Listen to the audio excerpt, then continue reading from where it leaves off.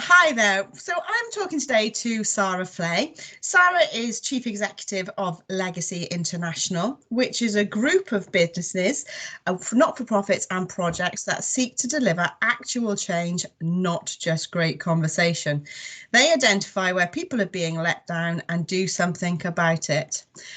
Sara, I see from your LinkedIn profile, it says at 23, you were told that you'd never work again to disability. And now you're the top of your company, telling employers why underestimating disabled staff is their most costly mistake, which I think is fabulous and just really, really inspirational. So I'm really pleased that you could join me to talk a little bit more about that. Thanks for having me. So to start off with, I just want you to tell us a bit about your current role or situation.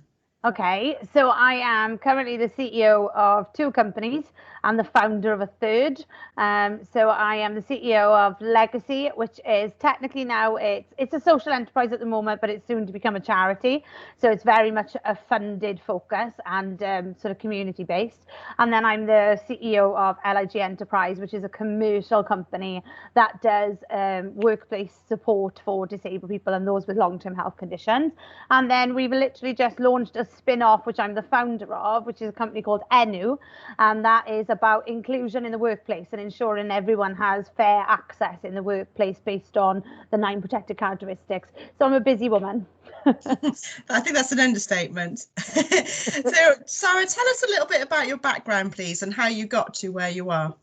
So my background is I've actually started my first business at 17. So I was a private music teacher. But back then I really didn't appreciate what an entrepreneur was. I didn't appreciate the fact that I worked for myself. All my friends were out in the summer enjoying life, and I was teaching 3-year-olds how to play piano. So that wasn't for me. And I found myself in the NHS. Accidentally applied for a receptionist job, and I stayed there then until I had my second child. So I didn't know at the time that I had the muscle wasting condition that I was born with, and I was diagnosed at 21. Having had 2 pregnancies quite close together, 19 months apart, I then deteriorated in my condition. My muscles were really affected by my pregnancies, and so I had to medically retire from the NHS at 23. So yeah, a mixture of both really, healthcare and entrepreneurship. Probably loved my job more in the NHS, never really loved being an entrepreneur, didn't really appreciate it. I was too young to appreciate it. Loved my job in the NHS, loved working with patients. But sadly that came to an end because I had to medically retire then because the condition affected me so badly. So yeah. And so the theme of this year's International Women's Day is choose to challenge. Sounds to me like you've overcome a lot of challenges, but how do you deal with challenges, and what challenges do you face? So I think the biggest challenge, most people probably find this quite surprising, but so I'm going through menopause at the moment. So I'm perimenopausal, and I'm about a decade too early for the statistics and for the medical books. So I'm a bit of a shock to the system. And actually that really challenges me. I never fully appreciated how menopause can affect you. And we're at the top of our game now in this at this time in our lives, and it's a condition that can literally render us useless.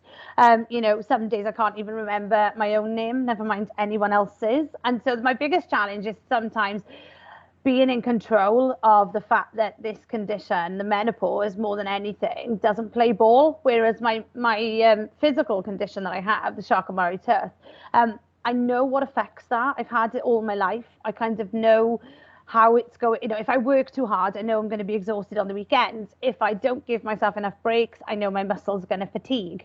There's lots of things like that. I can manage my condition, but yeah, being a woman and having menopause is definitely not something I've been able to manage well, and certainly challenges me on a regular basis.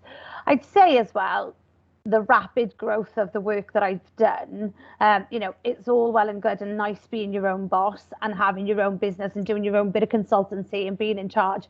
When you've now got 90 staff under your guidance, and it's happened quite rapidly, that's a real challenge because it's learning how to shift myself. And I think I've I've come to the point now where I need to do more work on myself as a leader, and how that it challenges me to not step in and do their work for them, or it challenges me to know when to delegate. So yeah, loads of challenges going on, and I'm not sure I'm winning most of them at the moment, what it feels like.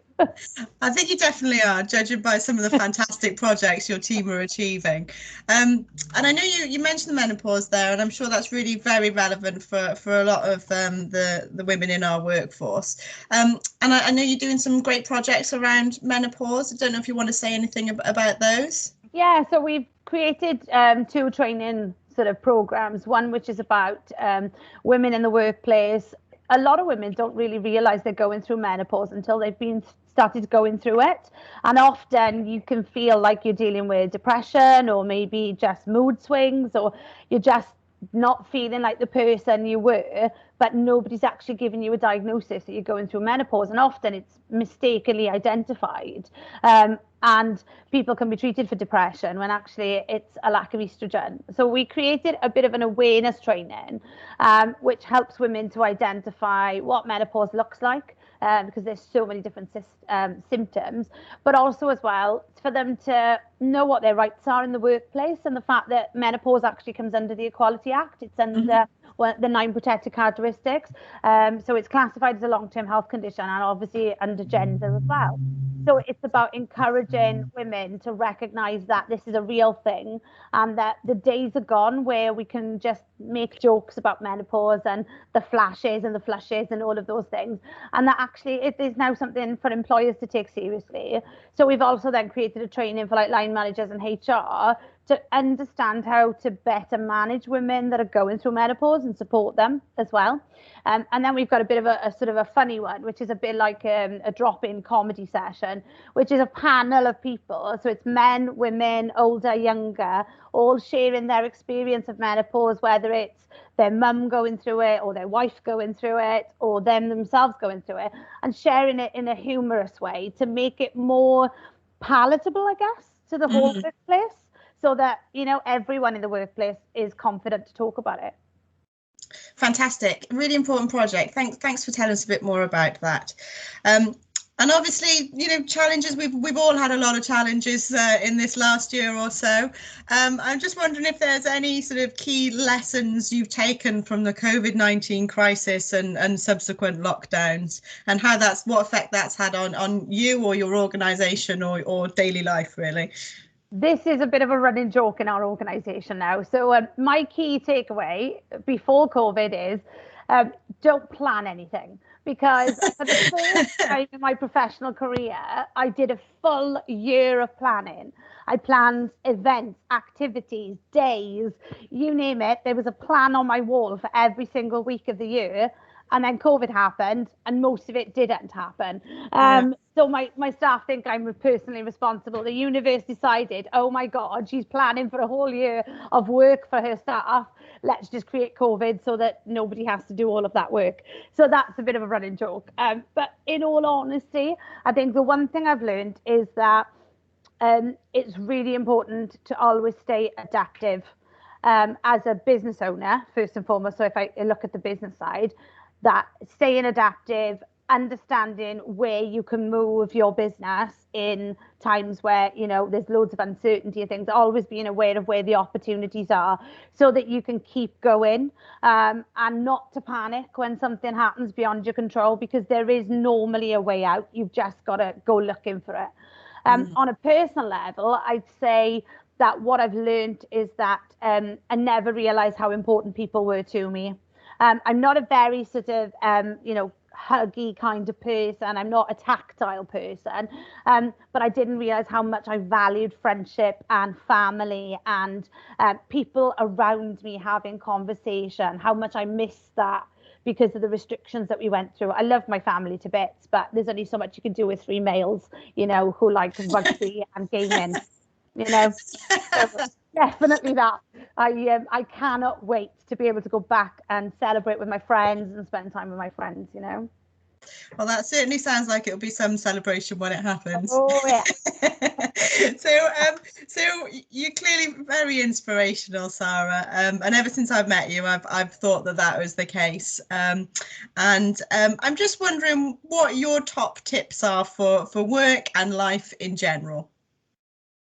Oh gosh. I think my biggest tip is that, whenever we go through bad stuff, everyone goes through something. We've all been through something bad. We've all been through the lows in life. And I think it's important to just sometimes embrace where you are and recognize that, yeah, this is a bad point right now, but it's not always going to be this way. And so I've had plenty of the lowest lows, but actually they've only been seasons in my life. They've only been a period of time, and they do come to an end, and better things do come along. So I think the older I get, the more I reflect back on the fact that good times can come after bad.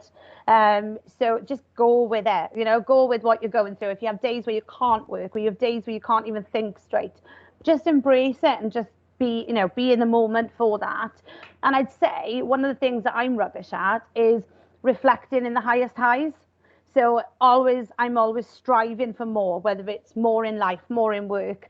I'm always wanting to experience new things, which is great. And it's who I am, and it's where we are today because of it.